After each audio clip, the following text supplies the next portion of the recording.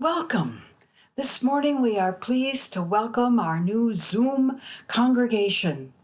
We are so glad you are with us and know that you really are welcome and that no matter who you are or where you are on life's journey, you are welcome here. I hope that you've had an opportunity to set up a special place in your home to sit and enjoy and participate in this Communion Sunday and Labor Day Sunday. I hope you've gotten together some bread and juice or wine so that you can participate in communion along with the rest of us. Long, long ago, God considered the plight of the people of God and went to work. In the burning bush, God called Moses to bring the people out of slavery and into freedom. It took 40 years of wandering in the desert to remove the taint of slavery and reliance on others rather than God. In the midst of that journey, God called Moses up Mount Sinai to receive the word of the Lord. Moses received many words from the Lord, the 10 Commandments and other laws.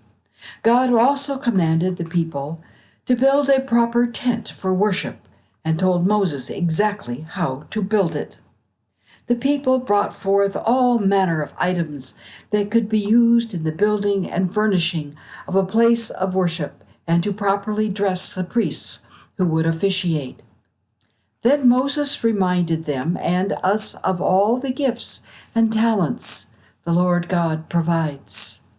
Reading from Exodus, the 35th chapter, verse 35, through chapter 36, verse 1. God has filled them with skill to do every kind of work done by an artisan or by a designer or by an embroiderer in blue, purple, and crimson yarns, and in fine linen or by a weaver, by any sort of artisan or skilled designer. Bezalel and Oholiab, and every skillful one to whom the Lord has given skill and understanding to know how to do any work in construction of the sanctuary, shall work in accordance with all that the Lord has commanded. As always, God chooses to partner with us and will work with us and through us. God may provide amazing gifts and talents, but it is up to us to discover them within us, to develop and hone these talents. Practice, practice, practice. No one becomes a superb weaver or stonecutter, or writer, or teacher, or doctor, or anything else without lots of learning and study, practice and encouragement. It is really wonderful when we so love our jobs that we never have to work. We do what we love. A great many people must work 2 and 3 jobs just to survive, without regard of any love or joy in the work. Happily for us, Paul was one who loved his work. I'm not sure how much he may have loved tent making, which involved many types of leather work, but he and his friends Priscilla and Aquila did it to enable them to serve God, which they did love. And people visited Paul with questions while he worked. The Bible mentions an incredible variety of work, from tax collector to camel driver. Jesus loved to use agrarian workers in his parables. Farmers, fishermen, bakers, pearl merchants, weavers, vineyard tenders. Jesus drank wine, which means vintners. The Psalms refer to God as our shepherd and we as the sheep of God's pasture. And Jesus used the Good Shepherd as an image for himself. The book of Acts tells stories of Peter healing the sick, other people involved in acts of caregiving, and remarkable women like Lydia, the wholesale merchant of luxury dyes, who opened her home for a house church. There was Dorcas, who was celebrated for her many acts of charity and her generosity in making clothing for people. Today, she would probably join the ladies of this church who make masks for hospital workers and anyone who needs one. We, the children of God, have many gifts and talents given us by God. Do we intentionally use them for the glory of God and the benefit of others? Paul writes that we should work as though we work for the Lord. God is our boss. My experience is that God is the best boss ever, demanding but kind and supportive.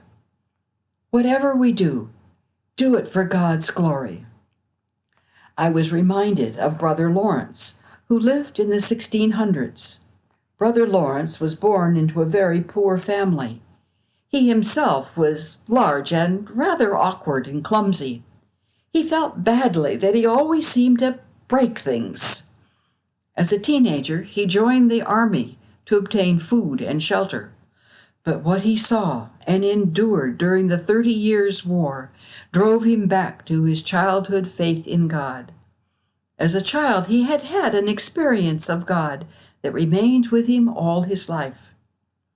Out of the army with an injury that caused him to limp, he entered an order of Carmelite monks. He thought God would punish him for his clumsiness. Instead, he received only joy and grace. He was assigned work in the scullery, scrubbing pots and pans. It certainly wasn't his choice of a favorite job. However, he devoted himself to loving God and being in the presence of God in everything he did. He practiced praying until there was no difference between the scheduled prayers and praying God's presence while scrubbing pots. People began to come to him for spiritual direction and help in their own practice of prayer and loving God. Others wrote letters with questions. After his death, one of these people compiled letters and conversations in a little book, The Practice of the Presence of God. God gives us great gifts.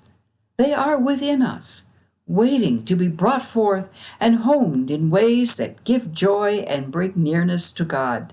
It doesn't matter what you do, stitch like Dorcas or scrub pots like Brother Lawrence. It's all important and valuable when given to God in love and prayer. 6 days we work, and on the 7th we rest from all our labors.